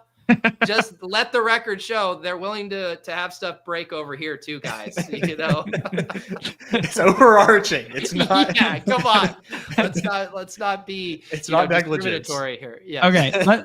Can we for the audio listeners, aka me right now? Yes. We had the JMO. What was the breakdown here? Amon-Ra fantasy points. Yes. So we had Amon-Ra fantasy points higher. Laporta scores a touchdown. Goff, we slid to 300 passing yards. JMO, we slid his longest reception to 29.5. And then we've run it two ways, once with a Debo touchdown and once with a Mariota touchdown, rushing touchdown. Okay, so 29.5 on the JMO one. And the actual Goff number was... The Goff number was from... I can 289.5. We slid it to 300. It started at 250. Yeah. Okay, perfect. Yeah. All right, got it. People saying some of the links working on mobile. That might be a good. Okay. Yeah. I will say I will post these in both the Discord and the show notes after the show. And if you need to try it on mobile, that could be your workaround right now. All right, let's get one like super slide with maybe some wide receivers or something, and then we can get a touchdown one. Let's see. Where do you guys want to start? Sorry, I'm playing catch up still. Nez, you go first. John, you said you liked that, or Nez, you said you liked that Ravens game. Would you want to do something with like Addison and Zay or something like that? Yeah, 100%. Let's take Addison to I think we'd go receiving yards here. The 1.3x on the touchdown is sick, but like I think we just do like we've been really liking 80 yards. Like that's been pretty, not too crazy. 2x here. We like that. I like that. And then Zay, I think you take Zay to 100 though. Yeah. That's 1.8x, and Zay gets Lamar back another week healthy. I like this start here, or even just this period, but I like where we're going. Yeah, let's just run that as a double. That seems good. What was the number? Yeah, let's just run it. It's Addison to 80 and Zay to 100 for an 11x. Yeah, that's good. All right, there you go. Sorry with the links not working, but try the mobile thing. I am dropping them in the chat, and if you're listening after the fact, check the Discord or the show notes / comments there. All right, let's do one more. Let's get like a trio of players who are scoring touchdowns this week. One that just comes to mind, and maybe I need to get him in a lineup because I got just brutally sniped by this guy Chris. Maybe a little Kate Otten tutty. Sure. At 1.3. That's so funny that I literally just searched Kate Otten and really? Tez. Yeah. Okay. Kate Otten's 131 and Tez is 13. They're basically the same. Gotcha. They're the JMO and Laporta of the Bucs. They have our generation, yeah. I'll go a little more tame, but I really like the multiplier is Travis Etienne. Okay, nice. I like that one. It's a 1.08. It's funny you say ETN because another like mini I was gonna do. I like the setup for like the ETN and Nico on both sides there, but Nico TD probably ain't gonna be a ton. 1.13, 8.05. But John, give us your touchdown here.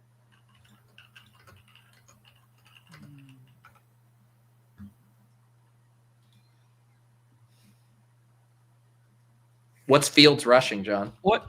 Oh, that's a good one. I'll look in a second there. Well, This might be a little too far, but I was playing off of Nez's angle there. The Isaiah Likely 155, but that might be a little too thin.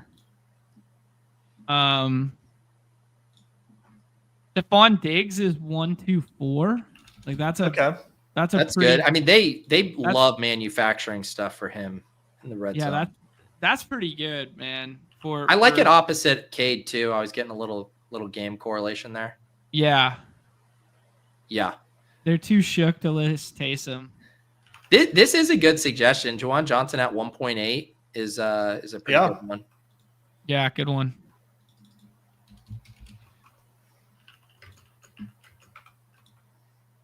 All right.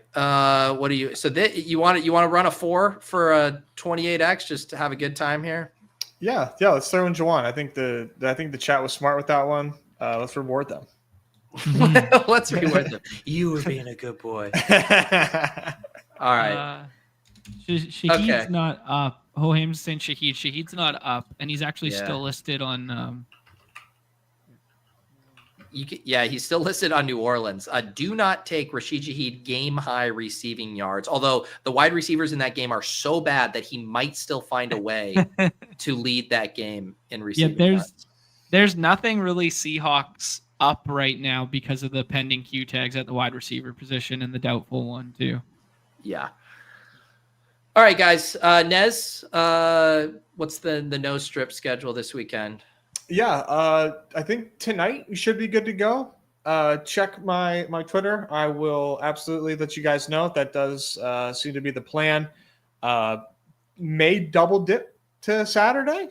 Ooh, who knows? That'd be 3 nose strips. We've just been on a roll. We just been on a roll, man. We just get on here. We vibe. I sweat. Last time I did one, I was sweating hoops and was needing Luca to outscore an 80 ball from Joker and got it. But, not as much as I needed. So yeah, we just been vibing, man. So why not? We got a lot of new members this week. It's the last push for Dawg Bowl. You know, there's 3 more Dawg Bowls left. So I'm going hard. So yeah, I'll be on tonight for sure. All right. Looking forward to that. I will have After Dark tomorrow night. Having Joe Hoka back on. Excited to touch base with him. He obviously does a ton in the fantasy and sports betting space. Recently started working at Gambly as well. So I can hear what that experience has been for him. Also have some breaking news. I received an Joel has already taken my challenge of getting a team that projected worse than John's. He said, got one lower than John's. It's not even a bad team if I get a decent Horton swap. And I believe this is with the Horton projection. So this isn't at a 0. It's baked in. Fair play. It's baked in. 67.4. Jacoby Brissett, Quinshon Judkins, David Montgomery, Marvin Harrison, Torrey Horton, Trey McBride. That doesn't seem bad to me. Yeah, that shouldn't count. It's a good team. Did you? Okay, it's on the app too. I was like, did you do a little inspect element? But yeah, is this some copper prices bullshit right here? This is where copper sets me one with like a 23.2 projection. Good stuff. Yes, I will DM you, Joel, and we'll get you 25% off the master class. And feel free if you guys can also beat this low ball projection score with a team that's already been drafted. Fair game. Anything else for you, John? Nope. We got a 6-year-old birthday party tonight for my nephew, little Star Wars theme. So we're gonna beat the shit out of each other with lightsabers. Sounds like a good time. Shout out to Michael in the chat though. Michael's here every day talking hoops with us and stuff like that. 5K score on Wednesday night. Right on, dude. We haven't had a show since then. Congrats. All right, guys. Appreciate all of you. Good luck. Find the links in the show notes if you're watching after the fact. And good luck to everyone. And we will see you guys on the winner circle and on the portfolio review on Monday after everybody ships these tournaments. For John, for Nez, I'm Pete.